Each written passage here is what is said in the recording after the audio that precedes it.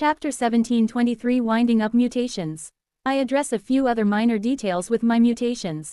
The triad has given me an organ that effectively acts as a mind mana construct, taking energy from my core and converting it so it can feed straight into my mind constructs. It's an overall efficiency boost compared to having to do the conversion myself or using a whole mana gland on it. A gain in efficiency that can be further improved via mutation, naturally. I take the organ to +1/5, essentially having it produce mind mana more efficiently at each step, then move on to my vestigial legs. It's not hard to work out what I need from the vestigial legs. I need them to grow in faster once they're deployed, I suppose. Then, once they have been deployed, I need the next set of vestigial legs to be ready sooner.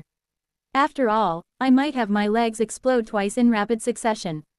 Replacing them once is all well and good, but it doesn't fully remove the vulnerability of having legs that are much weaker than the rest of me. So I take one of those options at +5, then the other at +10 and fuse them at +15. Hopefully that'll help out. Speaking of which, my legs themselves. They're way too important to be running around unmutated, even if they have been reforged into a fancy new material. Graviton splinters. My legs don't suffer the effects of gravity as much as they should, which basically means my body puts less stress on my legs than it should. Along with being an overall much more durable material, it's a benefit that helps a lot, considering my rather chonky weight class. When it comes to what I want to do with my leg mutations, well, making them overall sturdier doesn't hurt.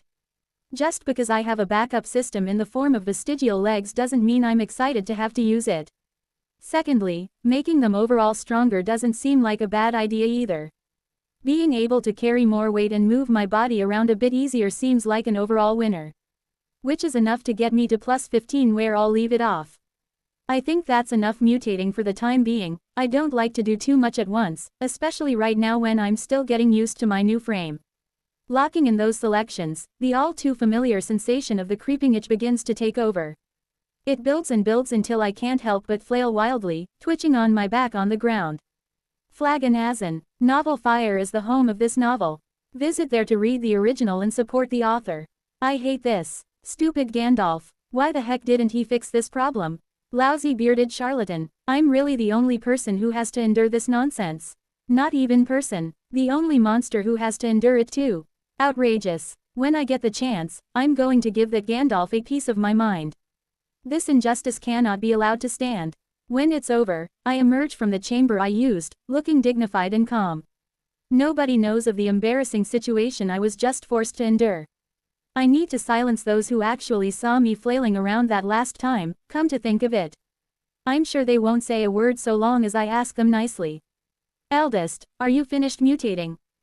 Yes. Yes I am. How did you know I was mutating? Sloane looks down and to the side. It was just a lucky guess. I see. Putting that aside, the general says, cleaning her antenna, I thought I should check with you to see if your plans remain unchanged for the next phase. I believe all things are in place from our end. Good. Have we received payment for the first wave of delvers? Yes, eldest. I'm still surprised they were willing to pay. The only thing worse than dealing with monsters is the indignity of openly losing to monsters. If we had locked up their people and kept them, Green Mountain might have used it as an excuse to ramp up their aggression against us, but doing so would have made them an international embarrassment. We gave them a relatively easy out. Pay up, more than they would like, and the problem goes away. But will they be willing to do so a second time? Won't they just get angrier and decide they would rather go to war than have to pay up again? War is expensive, I tell the general. We can make some magnanimous concessions in order to soothe their pride, but we are going to pull a lot of money out of Green Mountain. I assure you they won't be interested in fighting us after that. As long as Merchant strikes the right balance, we will have very angry, but pacified neighbors for a while. Sloane shakes her head. I don't know what to make of that one. She is so, an ant. I find her behavior unnerving. Don't be fooled, I warn her. Merchant is just as much an ant and a member of this family as anyone else. The only difference between her and the rest of us is that she understands some things that we don't. You don't understand them either, eldest. Sloane says, sounding surprised. Not really, I shrug. Trust me, Merchant is going to do a great deal for this family. As long as we don't get in the way, she isn't going to have a problem. I pull an antenna through my elbow joint, reveling in the sensation of cleanliness. Nothing beats a nicely groomed antenna. Alright then, time to go and make a show. This could get nasty, so make sure everyone is prepared for some tough fighting. I will, eldest. Chapter 1724 Return of the Detail. I'm not overly eager to become further acquainted with these pests trying to capture my siblings, but an emphatic message needs to be sent, and I am just the ant to send it. Besides, I can't go down to the 5th and deliver sweet vengeance to the Krath until I've finished matters up here. As much fun as I've had squashing delvers into the ground and laughing at them, they aren't exactly the biggest fish my family is dealing with right now. That title is reserved for the slug tribes of the 5th stratum. And so, the time has arrived to sally forth and put an end to this sorry affair once and for all. At least, it would be. Why in the name of heck would I bring you lot with me? You don't have a choice, unless you want to breach the agreement made by your sibling, Solent, Chiron tells me. Ugh, lousy Solent, making her lousy agreements. What do you even hope to achieve out there? Stop my plan, tip off Green Mountain and get me killed. I have to warn you, trying something like that will make a whole lot of people go down with me. Chiron gives me her characteristic scowl while Morelia and Wits his name look on from behind her. Once they heard I was looking to head back out, they tracked me down depressingly quickly. We are to observe you, Chiron stated. With her full Legion armor on, she's an intimidating individual, or at least, she would be if I didn't tower over her to a comical degree. I shoot a secretive glance toward Morelia, but she only gives me a hint of a shrug. We will be traveling with literal battalions of ants and colony loyalists, she says, speaking in her official capacity as a Legion officer. It's unlikely we will be able to do anything to you at all. Even if we wanted to.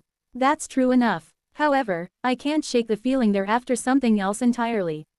Isn't it a massive waste of time to have a Legion commander and her 2 highest-ranking officers follow me around? I thought we were in the middle of a global crisis or something. Chiron folds her arms, looking even more grouchy than usual. Part of that emerging global crisis is the existence of your family. And the existence of a giant ant monster who is experiencing the call. Keeping an eye on the situation is the least we should do. Reading on this site. This novel is published elsewhere. Support the author by seeking out the original. We've been nothing but helpful, I scoff. I will conveniently not think of some occasions where the colony, or I, have been somewhat less than helpful. Judging by her face, the commander is equally as aware of those occasions as I am. Even so, she's hardly being fair. The colony has done a heck of a lot of helpful stuff. Not for the Legion, though. Fine, you can tag along, just try not to be too annoying or scheme to bring about my death. Alright, no promises, Chiron says, then turns her back to coordinate with her officers. Sheesh, there's no helping some people. Well, at least that's the only group I need to worry about following me around. Time to get out of here. Eldest, is this a good moment? Wah, who the heck? I swing my antennae about, wondering who on Pangara is talking to me. A moment later I recognize the scent and realize my antennae are completely useless in this instance. Protectant, where the heck have you been? Not going to lie, I haven't missed my protection detail. Usually I end up just worrying about them since they are much weaker than I am. What are they supposed to do to help me against the things that I find dangerous? Making sure they aren't in harm's way has just become another chore for me, but I suppose it helps keep the rest of the colony happy knowing that there's someone out there watching me. Just like you, we had to evolve in order to survive our exposure to the toxin of theorazine. It was a long process to evolve, and it's taken us some time to adjust to our new forms. Right, they did actually save my life by taking on some of the toxin. Maybe I shouldn't look down on them as much anymore. So you guys are tier 7 now? Good stuff. What sort of evolution did you end up going with? Wait, did you get purified like I did? Hopefully they didn't get stuck with some gross, slimy, toxic evolution. I'd feel terrible if that happened because of me. We were cleansed shortly after you were, Protectant assures me. Of course, the contamination still had an effect on our evolution, as I'm sure it did to yours. Turned out to be pretty helpful, to tell you the truth. Well, why don't you pop out so I can have a look at you? There's a moment of hesitation. I would, rather not. I've only made contact so that you are aware we are back and ready to fulfill our purpose again. That doesn't mean I can't take a look at you, does it? Unless, wait, you took one of those super weird evolutions, didn't you? We took an evolution that suits our purpose, Protectant replies defensively. We are very happy with it. Holy moly, Have they become a formless entity, or some sort of weird, collective brain thing? I've been offered some really odd evolutions in my time, goodness knows what they ended up with. I'm guessing it helps keep you hidden. Quote. Sort of. These answers are too cryptic for my liking. I'm starting to think I don't even want to see what they've become. Alright, I'll leave you be for now. Welcome back to you and the gang.